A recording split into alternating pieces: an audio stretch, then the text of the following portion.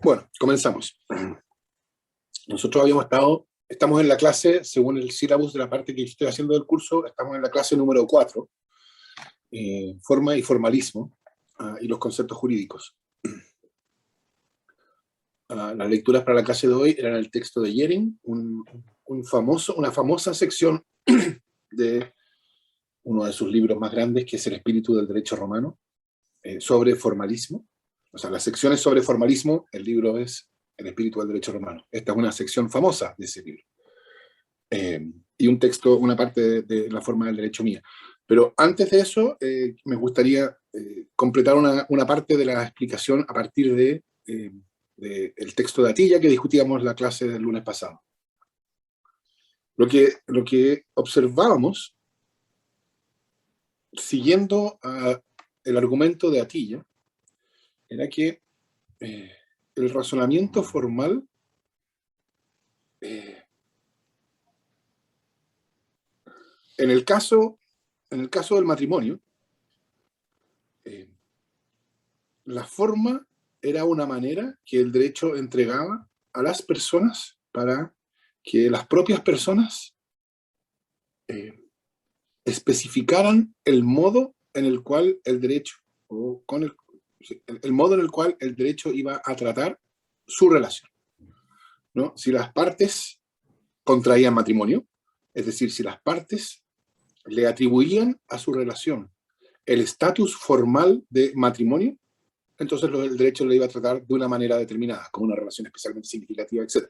Si las partes no le atribuían a su relación ese estatus formal, entonces el derecho no la iba a tratar de esa manera. Dicho así, y hay más que decir aquí, por cierto, dicho así, la forma es, y eso lo dice Jhering en el texto, lo habrán visto ustedes, la forma, lo dice al principio de hecho, la forma es es la protección de la libertad. Porque la alternativa a que las partes pudieran determinar mediante la celebración o no de un matrimonio entre ellas, la forma, el modo en que el derecho iba a tratar su relación, la alternativa a eso sería que el derecho unilateralmente decidiera qué tipo de relación hay entre A y B. Y que entonces que cuando la cuestión se hace importante, por ejemplo, porque A está inconsciente y alguien debe dar consentimiento para un tratamiento médico, y entonces es necesario decidir si B tiene con A una relación suficientemente estrecha, importante, significativa, como para que el consentimiento de B cuente como el consentimiento que A no puede dar. Cuando sea importante, si no hubiera matrimonio, si no hubiera forma matrimonial, entonces el derecho tendría que decidirlo. Y sería la decisión de probablemente un juez que tendría que investigar de la manera más exhaustiva posible la biografía de A y B y determinar si en esas biografías la relación entre A y B es una relación especialmente significativa. Al contemplar la forma matrimonial, el derecho le cede o le reconoce esa libertad de autocalificación de la relación a las partes. Y que sea un estatus formal quiere precisamente decir que cuando el estatus formal concurra, cuando haya una relación matrimonial, el derecho no va a hacer más preguntas. Precisamente no se va a plantear la pregunta sustantiva de si ese estatus formal corresponde a una realidad sustantiva de una relación especialmente significativa. Porque si lo hiciera, entonces el derecho estaría quitándoles la soberanía a las partes para calificar su relación y calificándola derechamente él, a través de las instituciones respectivas.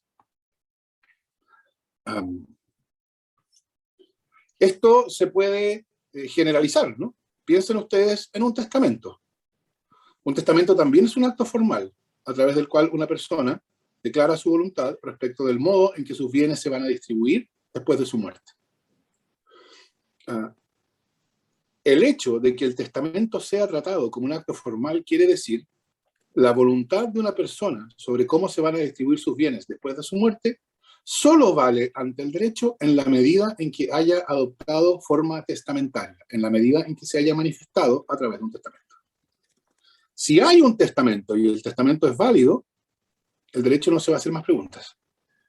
No, precisamente, no hay espacio para que distintos interesados aleguen ante un tribunal que, si bien hay un testamento conforme al cual los bienes tienen que ser distribuidos de tal manera, en realidad la voluntad del causante, del testador, era que se distribuyeran de otra porque hubo algún problema. ¿Se fijan? Esa posibilidad de saltarse la forma y atender a la sustancia no existe. Y que no exista es una manera de reconocer a alguien, en este caso al testador, antes a los contrayentes en el matrimonio, reconocer a alguien autoridad final sobre algo. El testador tiene autoridad final sobre cómo se distribuyen los bienes. Por lo tanto, nadie, ningún órgano, ningún funcionario va a ignorar la forma o debe ignorar la forma y mirar a la sustancia. Ahora, hay algo irónico aquí que también es notado por Jhering, y es que aun cuando la forma tenga la finalidad de atribuir a alguien una autoridad final sobre algo, es en algún sentido inherente a la forma, que en algunos casos la forma se va a volver en contra de su propia finalidad. De nuevo, el caso del testamento es un buen ejemplo, porque el hecho de que el testamento sea un acto formal, el hecho de que una voluntad respecto a la distribución de los bienes solo valga ante el derecho en la medida en que ha sido formalmente manifestada a través de la formalidad exigida por el derecho, tiene la consecuencia de que habrán casos en los cuales la voluntad del testador, la genuina voluntad del testador, será ignorada. Y esto puede ocurrir en dos grupos de casos. En un caso, en un tipo de situaciones, la voluntad será manifestada de modo formalmente incorrecto. Entonces, por ejemplo, la ley exige 4 testigos y resulta que uno de los 4 testigos era incapaz. No podía. No estaba habilitado para testificar. Y como no estaba habilitado para testificar, cuando se abre el testamento, se descubre que en realidad el testamento no está testificado, no fue dado ante 4 testigos hábiles, fue dado ante 3 testigos hábiles. Y como la ley exige 4 testigos hábiles, entonces resulta que el testamento es nulo. Y como es nulo, tiene que ser ignorado. Aun cuando el testamento bien puede contener la genuina voluntad del causante. Entonces vean ustedes, ahí la forma testamentaria cuya finalidad es respetar la última voluntad del causante impide que se respete en ese caso la última voluntad del causante. Y el caso recíproco es el caso en que el testador, el que dio el testamento, después de dar testamento, cambia de opinión. Es decir, modifica su voluntad, pero no alcanza a dar un nuevo testamento. ¿Qué es lo que va a ocurrir jurídicamente? Que la voluntad del causante, la voluntad que tiene, que se expresó en el testamento, va a ser la voluntad que el derecho toma como la voluntad final de esa persona. Aun cuando se sepa, es decir, si ustedes quieren ponerlo en condiciones vívidas, aun cuando se pueda mostrar un video del testador diciendo he cambiado mi voluntad y ahora mismo voy a la notaría a dar un nuevo contrato, y resulta que entre que filmó ese testamento, ese video, iba camino a la notaría y justo cuando cruzaba la calle para llegar a la notaría pasó por arriba de él un camión y bueno, no alcanzó a llegar a la notaría. Eso es jurídicamente irrelevante. Por eso siempre la forma ha tenido algo que ha complicado, que ha sido problemático, precisamente porque la forma se vuelve o puede volverse en contra de su propia finalidad. Nosotros, yo les mencionaba en la clase pasada, el problema que hubo, o sea, que se suscitó en el derecho chileno como consecuencia de la regla de indisolubilidad del matrimonio, ¿no? Lo que eso produjo en el tiempo es que relaciones especialmente significativas que habían adquirido forma matrimonial, las partes se habían casado, se quebraron, dejaron de ser relaciones que fueran biográficamente significativas, pero no, las partes no estaban en condiciones de remover el estatus formal de matrimonio. Seguía esa relación entre A y B marcada como matrimonio. aun cuando en los hechos, desde el punto de vista de la biografía de las personas, esa significatividad o esa relación ya no tenía ningún contenido. Y como seguía marcada por el estatus formal matrimonio, el derecho la seguía tratando como una relación especialmente significativa. Y por lo mismo, como había como las partes, como había un matrimonio vigente, porque no podía ser terminado mediante divorcio, porque no había divorcio, las partes de ese matrimonio no podían contraer un nuevo matrimonio. Y entonces entraban en relaciones de facto con otras personas, que podían ser relaciones significativas. Pero no le podían dar a esas relaciones significativas la forma matrimonial, precisamente porque tenían este matrimonio anterior no disuelto. Y entonces para el derecho, esas relaciones significativas eran irrelevantes. Y eso produce un problema.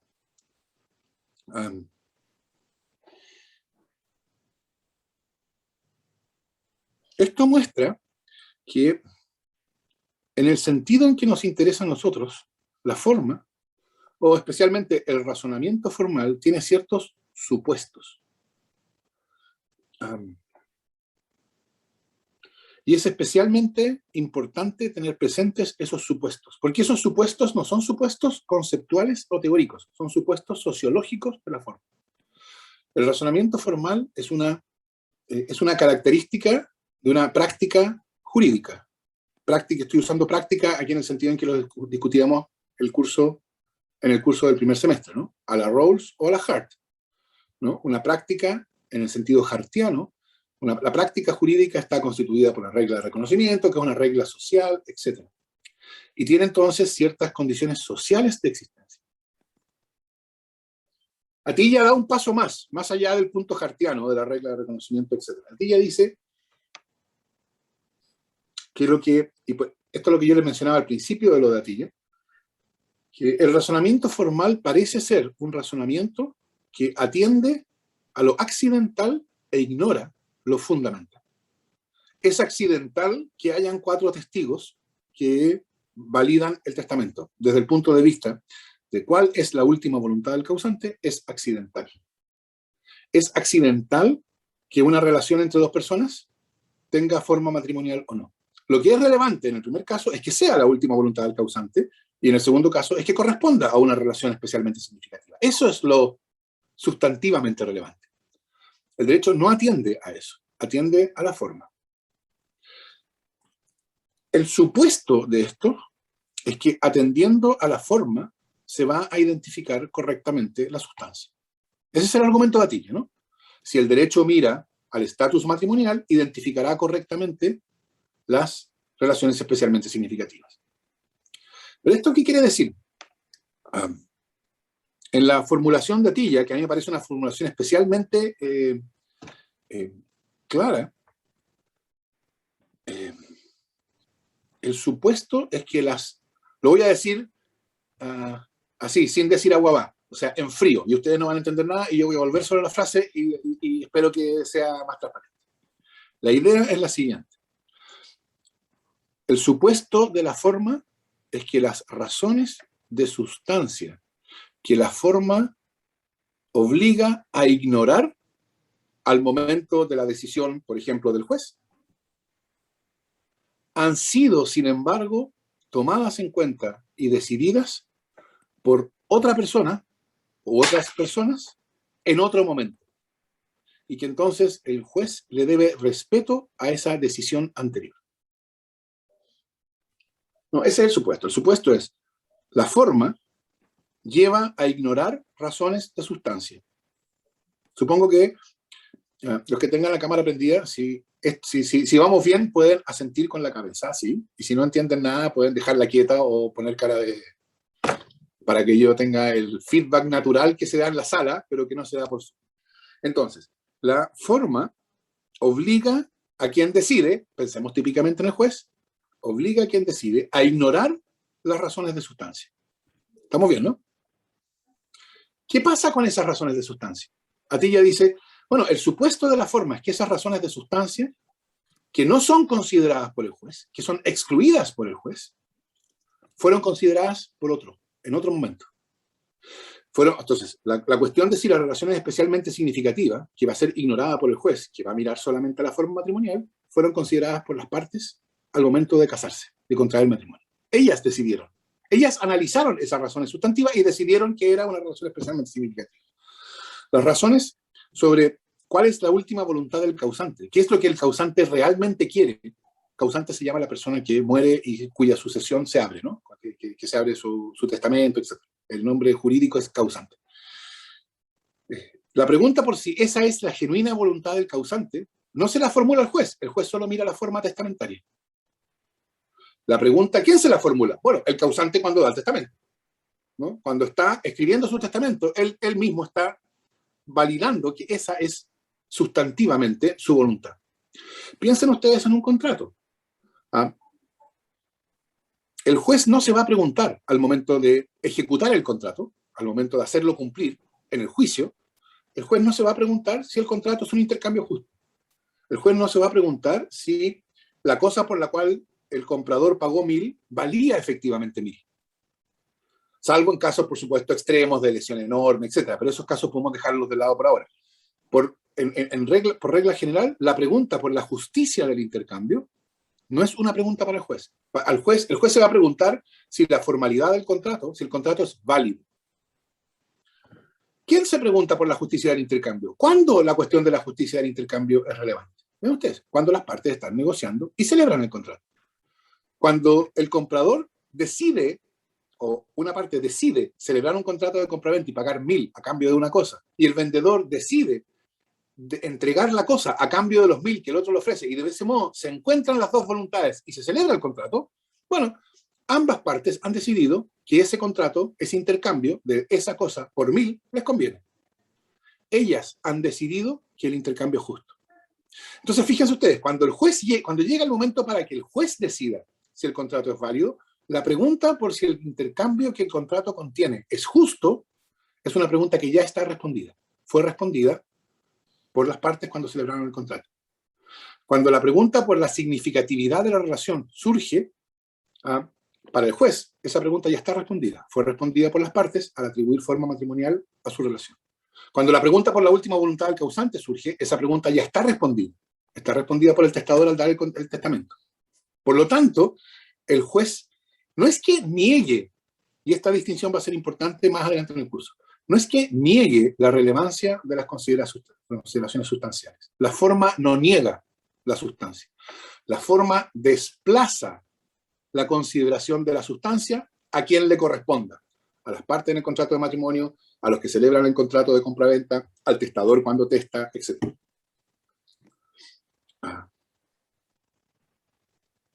Entonces, la forma tiene racionalidad, a pesar de que parece, como decía, recuerdan ustedes la crítica de Bentham, a pesar de que la forma parece llevar a la conclusión de que la decisión debe ignorar las razones de fondo de sustancia, esa apariencia es solo apariencia en la medida en que esas razones sustanciales que han sido ignoradas o que son ignoradas por el juez han sido consideradas por quien debía considerarlas.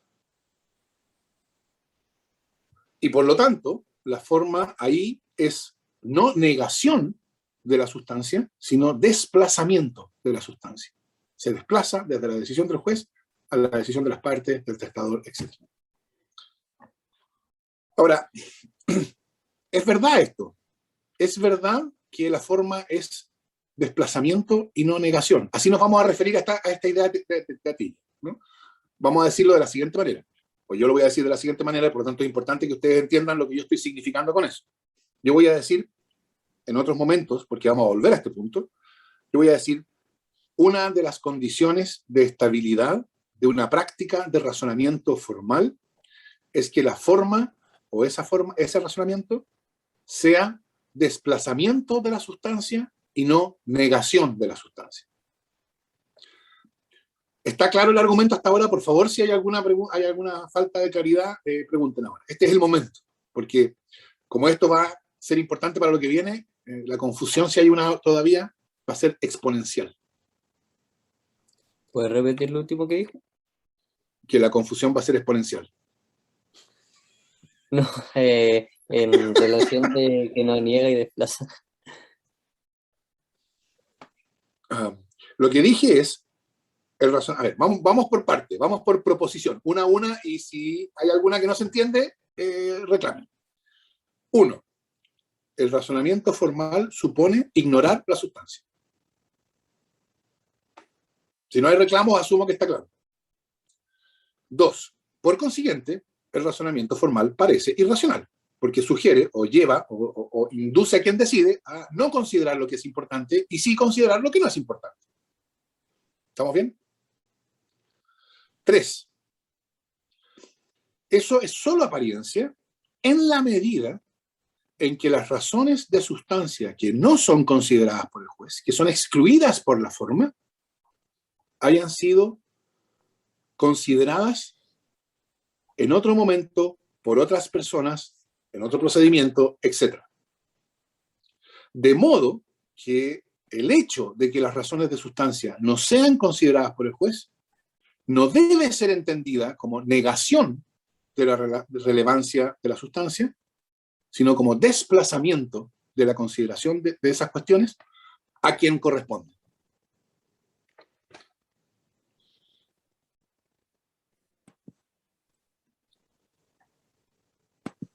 ¿Estamos bien?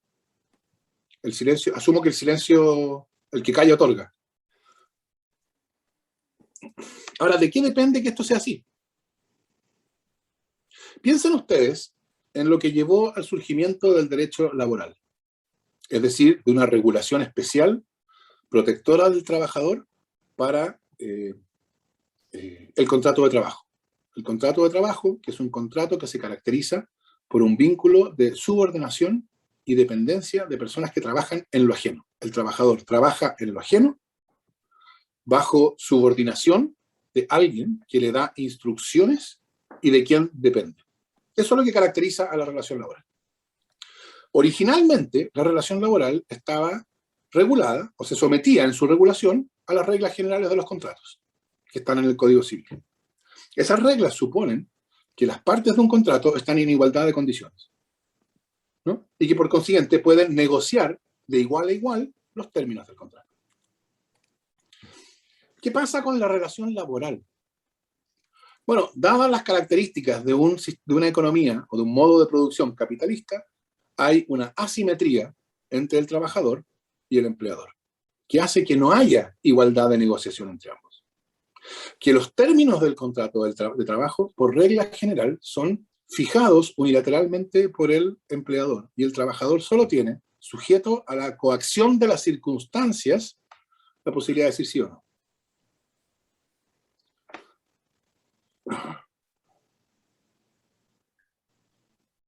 Entonces, la posibilidad de que haya habido por ambas partes una consideración suficientemente comprensiva de las condiciones sustantivas del contrato, en el caso de la relación laboral, ese supuesto es irreal. No funciona así el capitalismo. O piensen ustedes en cómo surgió el derecho del consumo. Es decir, imagínense ustedes tienen una persona de 75 años que necesita celebrar un contrato con una institución financiera, y entonces va a la sucursal del banco. Esta persona, supongamos que es una persona que escasamente sabe leer, se sienta y le entregan un contrato que tiene 45 páginas de letra pequeña. Ojo, 45 páginas que no son nada inocentes, son 45 páginas que el banco ofrece como los términos de su contrato, que son 45 páginas que antes de ofrecerle al banco, el banco le pidió a un estudio de 82 abogados, ¿no?, que estuvieran trabajando 6 meses en redactar el contrato de la manera más beneficiosa para el banco, ¿no?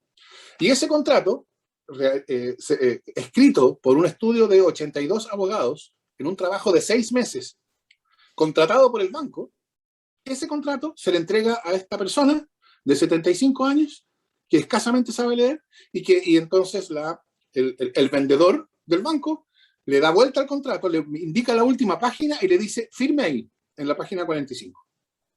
Firme ahí y entonces le vamos a dar el crédito. Lo que sea. Entonces la persona que hace, firma.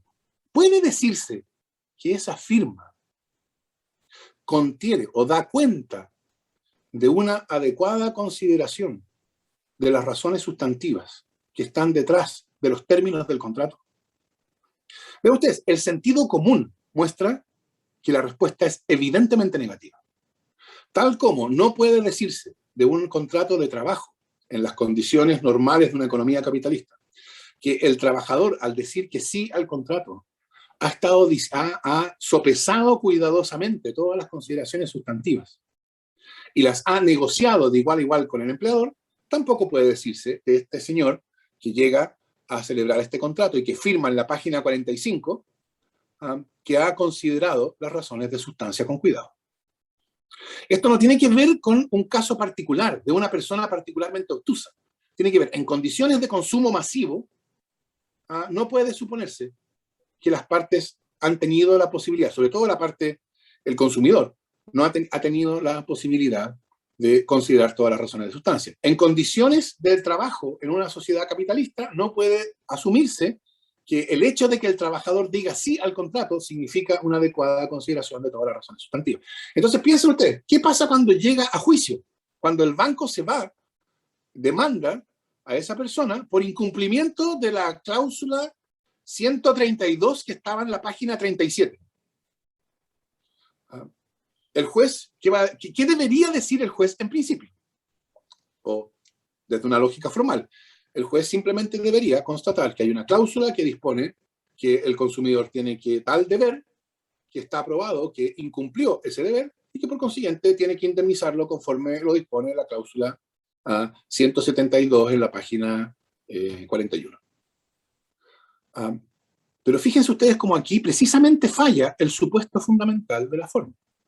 Porque aquí, dadas las condiciones sociales del consumo masivo, ojo, no dada una condición individual, dadas las condiciones sociales en que ocurre el consumo masivo, el supuesto de que las razones de sustancia que son consideradas, que son ignoradas por el juez, fueron consideradas por las partes al contratar, ese supuesto es cada vez más irreal. Es cada vez más fantasioso. Es cada vez más removido de la realidad.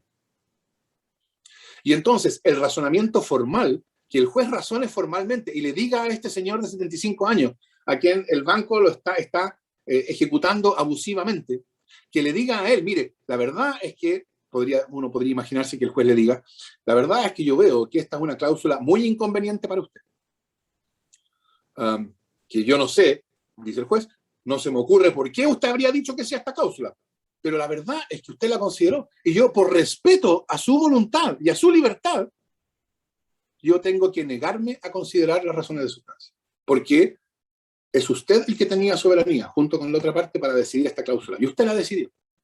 Desde el punto de vista del consumidor, que no tenía una posibilidad real de discutir esa cláusula, evidentemente esto casi parece una burla.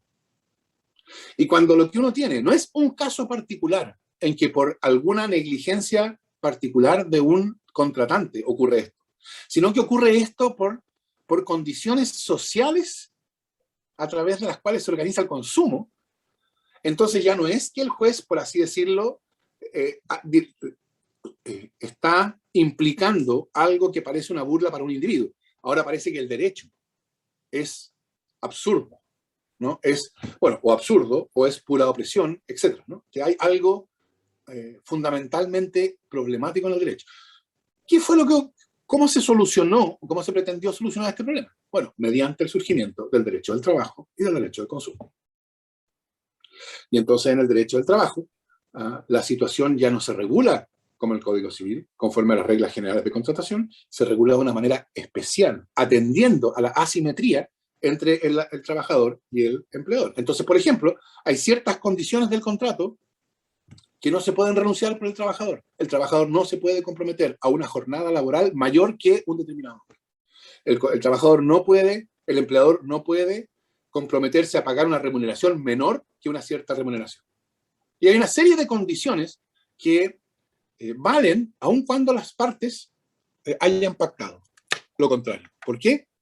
Precisamente para dar cuenta de esta situación. ¿Qué pasa en el caso del consumo?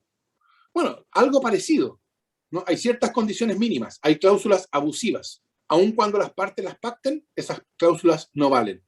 Porque si el supuesto es, vean ustedes, si las partes las pactan, en realidad ese pacto no es un pacto que dé cuenta de la consideración de las razones de sustancia. Es un pacto que da cuenta de la asimetría entre el banco que tiene su estudio de abogados, que trabaja intensamente en la redacción del contrato por 6 meses, y el consumidor que entra a las 2:30 esperando salir a las 2:45 habiendo celebrado el contrato.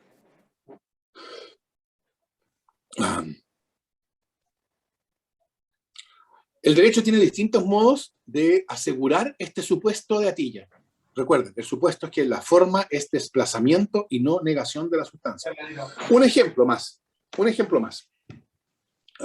Este problema que yo les digo respecto al derecho del consumo se planteó en su momento muy vívidamente sobre todo, o no sobre todo, pero en uno de los casos en que se planteó fue las pólizas de seguro. ¿Qué es lo que hace el consumidor normal cuando contrata un seguro? El consumidor normal le pregunta al vendedor o vendedora de la póliza cuáles son los riesgos contra los cuales estoy protegido por este seguro. Y entonces le dicen, bueno, usted está protegido respecto de los riesgos A, B, C y D. ¿Y cuánto tengo que pagar por eso? Usted tiene que pagar una prima de tanto. Ya, esos son los riesgos, esa es la prima. Ese cálculo lo hace el consumidor, está bien. Pero fíjense que el contrato de seguros dice muchas más cosas. Dice que si bien el contrato protege contra los riesgos A, B, C y D, resulta que en las condiciones tales y cuales no hay cobertura.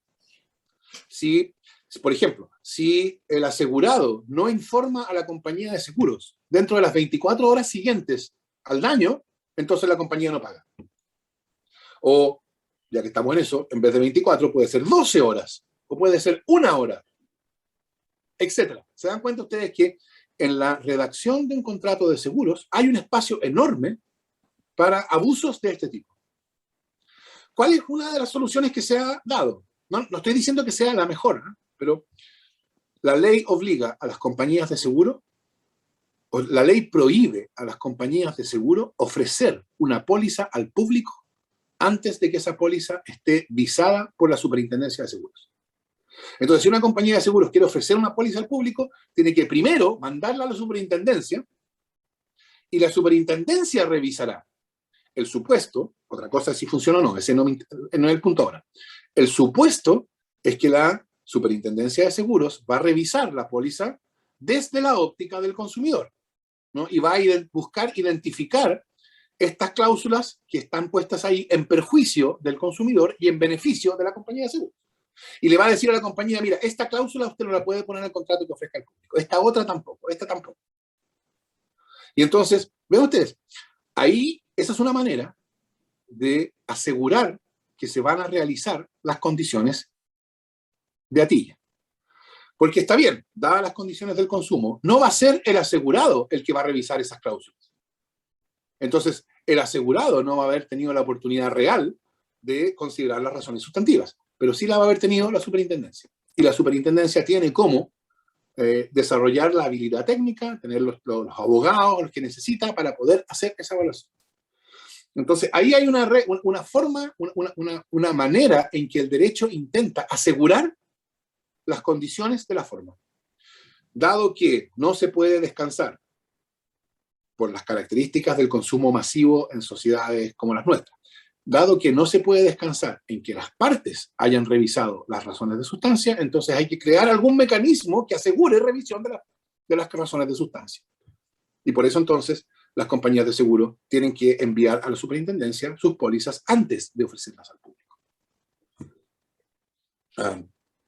Entonces, el derecho del trabajo, el derecho del consumo, este ejemplo de las compañías de seguro, muestra tanto la relevancia del supuesto de Atilla, recuerden que la forma es desplazamiento y no negación de la sustancia, como las maneras en que el derecho en algunos casos ha intentado asegurar esas condiciones.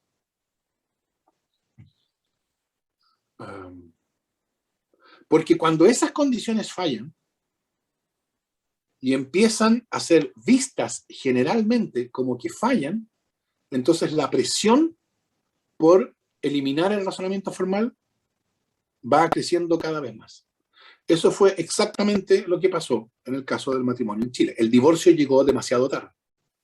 Entonces, la situación en la cual se encontraban los jueces, de que tenían que dar como realmente significativa una determinada relación, porque tenía forma matrimonial, y tenían que negar la significatividad de otras relaciones porque no tenían formas matrimoniales, cuando todo el mundo sabía que había un problema con la inexistencia de divorcio. Entonces, eso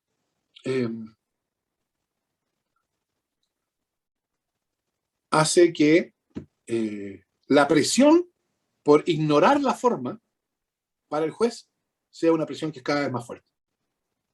Esto es lo que Bentham llamaba, sí, esto lo mencionábamos en algún momento del curso pasado, ¿no? Esto es lo que Bentham llamaba el ciclo de la adjudicación.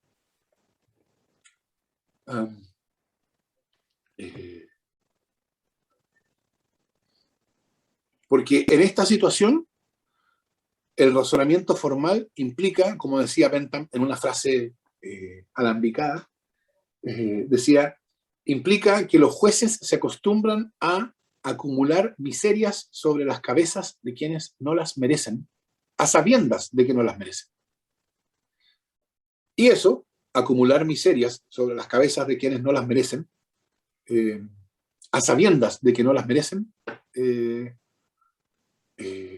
es insostenible. El ciclo de la adjudicación.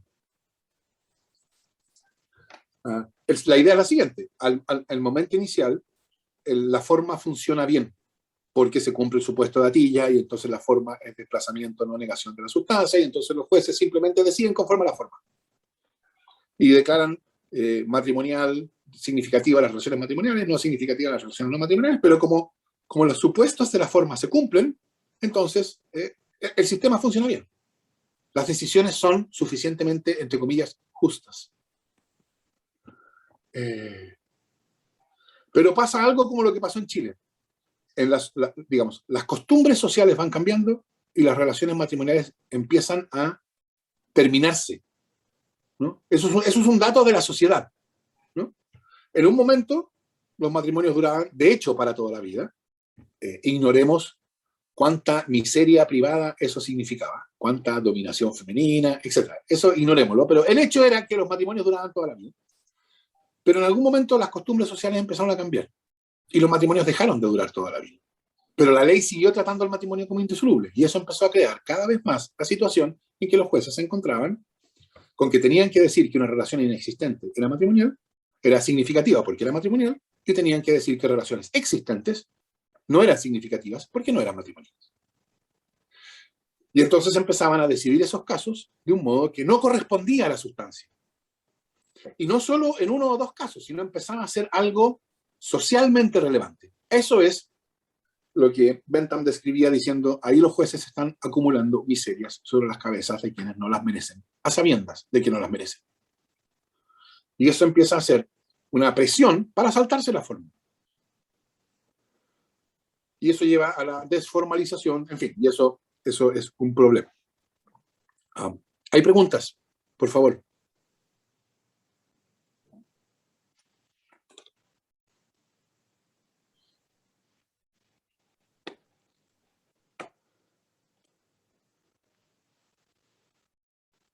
Este es el momento en que yo recuerdo que a los niños les dicen que van a ser abogados cuando hablan mucho.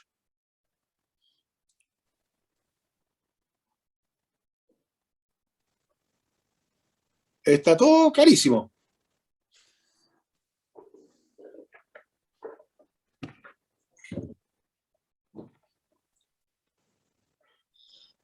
Bien, sigamos entonces.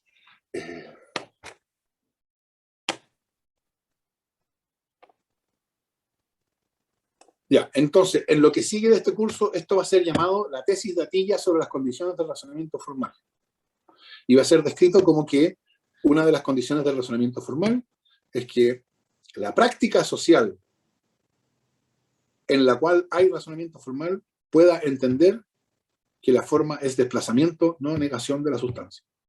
Cuando eso no ocurre, cuando el razonamiento formal ya no es visto como desplazamiento, sino como negación de la sustancia, entonces faltan las condiciones del razonamiento formal y la práctica del razonamiento formal se hace inestable. Que se haga inestable quiere decir que hay una constante presión por ignorar la forma, pasar por arriba de la forma y atender a la sustancia. Lo cual, por supuesto, soluciona en parte el problema, porque ya que las razones de sustancia no fueron consideradas cuando tenían que ser consideradas, bueno, alguien que las considera alguna vez, ¿no? Esa es la lógica del asunto.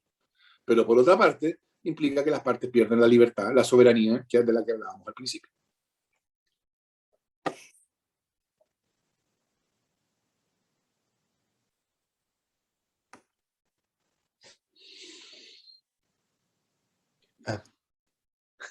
Sí, sí, claro, Jacob.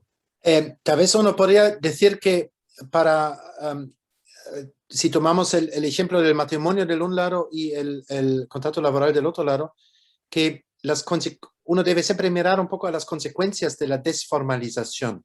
La desformalización, es decir, si la forma del matrimonio es tan terrible o tan inadecuada que la gente no la quiere más, una posibilidad es siempre vivir juntos, ¿no? Un matrimonio, ¿cómo se dice? Libre o informal, de hecho, formar una pareja de hecho, por ejemplo.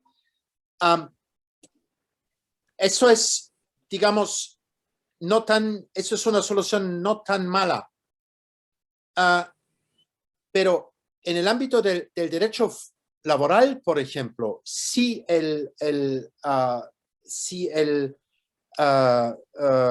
no hay ninguna, si la protección, digamos, del Estado no es adecuada, la desformalización es aún peor, es la jungla total, y en la jungla el rey es el león, y el león en ese sentido es, por supuesto, el empleador.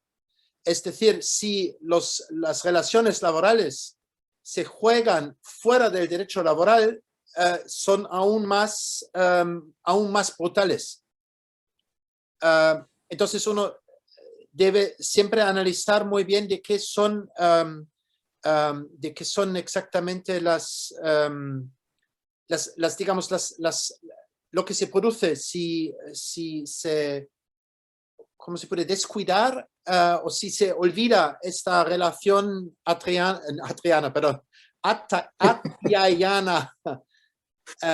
entre forma y sustancia. Eso es solo un... Exacto.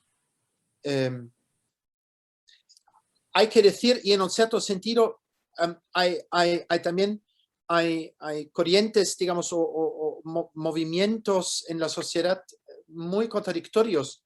Por ejemplo, yo me casé con una española y hay una regla que si una española quiere en el extranjero, quiere casarse en el extranjero, que para obtener el visto bueno teníamos que aparecer ambos desde Chile en la embajada de Austria, de España en Austria, donde un funcionario del Estado español controlaba si mi futura esposa, que es física de la Universidad Complutense de Madrid y tenía en este momento 38 años, verdaderamente tenía la libre voluntad de casarse.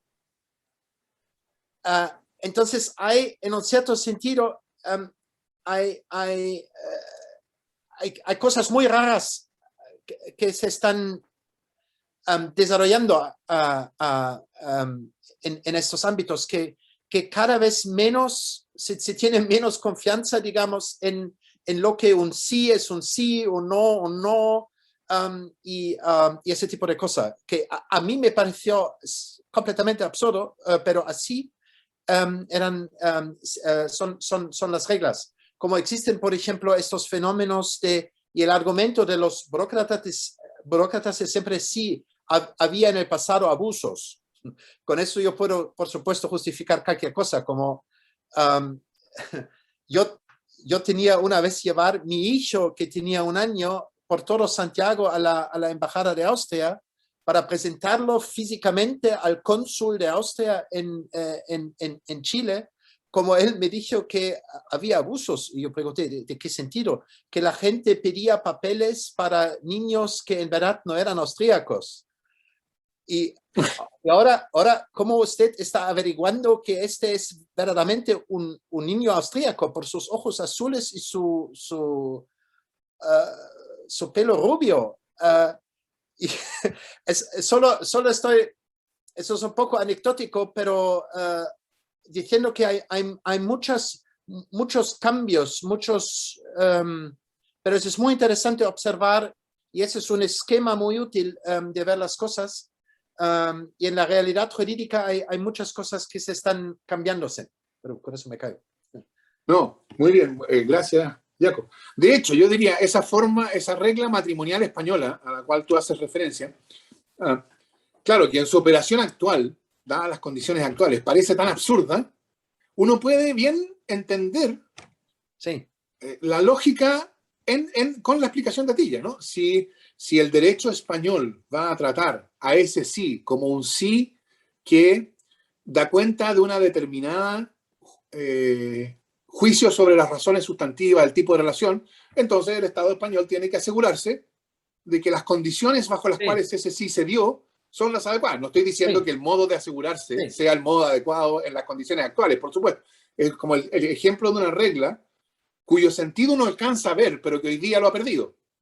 ¿No? Pero precisamente el punto es asegurar que las condiciones de sustancia, que el juez va a ignorar cuando llegue el momento, porque no se va a preguntar si la relación es significativa, pero asegurar que esas relaciones de sustancia que van a ser ignoradas cuando llegue el momento han sido consideradas en algún momento anterior, porque ese es el supuesto fundamental de la forma. Y una de las razones por las cuales, esa tesis de ti, esto es Atilla hablando, una de las razones por las cuales el razonamiento formal hoy día está en cuestión es precisamente porque hay cada vez más dudas de que este supuesto, en los casos socialmente relevantes, se satisfaga. No, claro, una cosa, por ejemplo, es decir, mire, el contrato vale según sus términos, ¿no? El juez no tiene que mirar nada más allá de los términos del contrato. Si uno está pensando en un contrato, no sé, entre no sé, Endesa Chile y una compañía minera internacional que tiene una mina en alguna parte, bueno, ahí eso es perfectamente razonable, porque si es un contrato entre Endesa Chile y una minera internacional, uno asume que cada una de las partes tuvo su estudio con 82 abogados que estudió por 6 meses el contrato y que miraron con lupa cada palabra que pusieron y discutieron cada palabra. Si ese es el contrato en cuestión, noten ustedes que es perfectamente razonable que cuando llegue el momento, el juez diga, mire, yo interpreto las palabras, y las palabras en un sentido estrictamente literal, porque yo puedo asumir que cada palabra fue considerada, negociada, discutida y acordada. Pero cuando el contrato es el contrato entre este señor que llega a los 75 años y que en 15 minutos pretende celebrar un contrato de crédito firmando en 45 páginas que el banco ha estudiado pero que él no ha podido estudiar, esa misma posición de formalismo ante el contrato es una posición que resulta absurda. No, por eso es tan importante. Noten ustedes, uno puede caracterizar en qué consiste el razonamiento formal, como lo hace aquí respecto a forma, sustancia, etc. Pero el paso siguiente, es decir, el razonamiento formal ocurre en una práctica social, cuando estamos hablando del razonamiento jurídico. Y una práctica social tiene condiciones de existencia y de estabilidad. Y una de las condiciones de estabilidad mínima es que no sea vista como una práctica manifiestamente arbitraria e irracional. ¿Por qué? Porque si es vista como manifiestamente arbitraria e irracional, va a haber presión para que deje de ser manifiestamente arbitraria e irracional. En este caso, ¿esa presión cómo se va a manifestar? Presión por desformalización. Y como dice Jacob, por cierto, la desformalización tiene distintos efectos en distintas esferas. Por supuesto, en algunos casos la desformalización va a constituir otra situación que puede ser estable porque no tiene consecuencias especialmente negativas. Probablemente esa es la situación en el matrimonio, sobre todo considerando que cuestiones importantes como filiación, etcétera, se desgajaron del matrimonio. Ya no importa el matrimonio para eso, como lo veíamos al principio, ¿no? Entonces, lo que queda es la cuestión más que es solo una parte de lo que solía estar vinculado al matrimonio. Entonces, desformalizar el matrimonio, aunque crea problemas, no crea problemas demasiado graves. La desformalización de la relación de trabajo, o sea, lo que hoy día se discute como la informalidad laboral, porque ese es el caso, ¿no? Son contratos o relaciones laborales que no son formalizadas en contratos de trabajo por 1000 razones. Eso, por supuesto, crea cuestiones o crea una situación mucho más problemática que la desformalización en otras esferas. Entonces, no necesariamente toda desformalización es igualmente problemática, pero es importante entender por qué hoy día el razonamiento formal nos parece sospechoso. Yo creo que esta tesis de Atilla acierta, por lo menos en una parte importante de la explicación, ¿no? El razonamiento formal, que es una forma de razonamiento que ocurre en una práctica social, tiene ciertas condiciones sociales de estabilidad.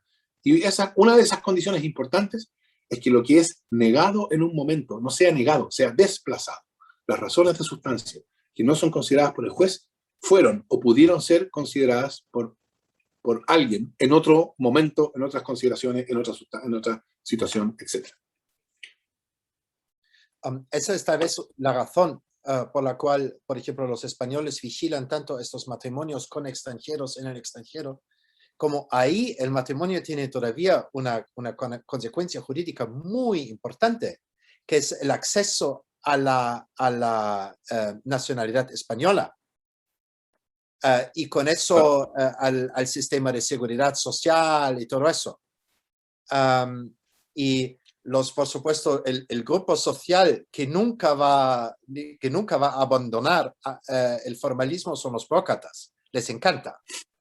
Ponen su timbre, no, claro, ellos no pueden, ponen su timbre a cualquier cosa, si no, y con eso, después de 5 horas han hecho su día laboral y that's it.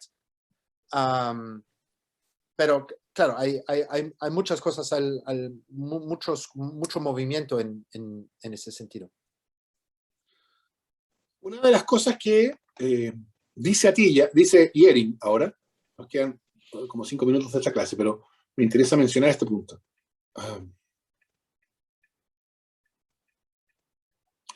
Es que el derecho no tolera la ausencia de forma.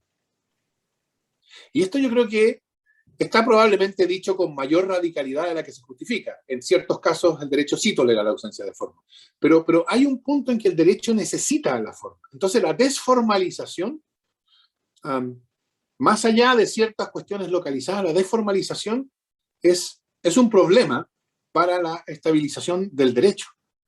La explicación que yo daría para esa observación, esa aguda observación jheringiana, el derecho no tolera la ausencia de forma, es que la forma contribuye a hacer la separación entre lo imparcial y lo polémico. La desformalización implica polemicización del derecho.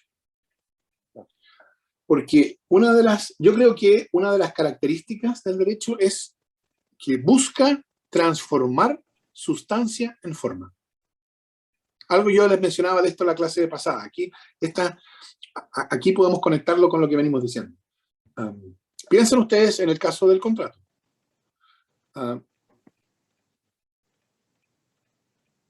Los contratos son intercambios y esos intercambios obligan, pongámoslo de este modo, obligan cuando son justos. Que sean justos los intercambios quiere decir que lo que cada parte da es más o menos equivalente a lo que da la otra.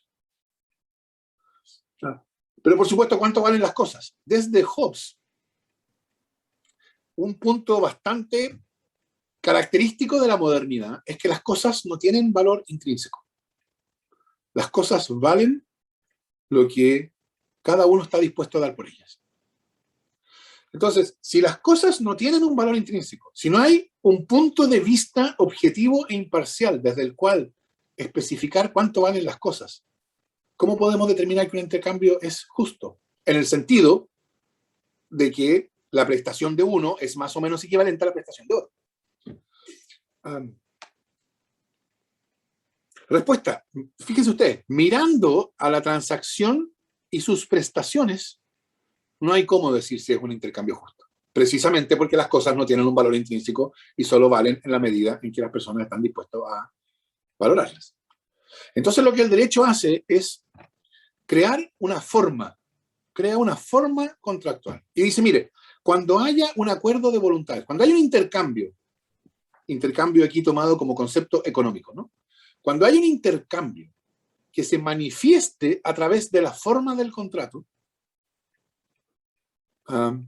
ese contrato va a ser tratado como si fuera ese contrato va a ser considerado por el derecho como un intercambio justo. Y entonces uno mira cuáles son las condiciones de los contratos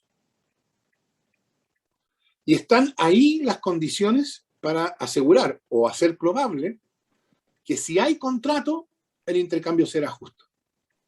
¿Cuáles son esas condiciones? Por ejemplo, el contrato exige que las partes manifiesten su voluntad libremente.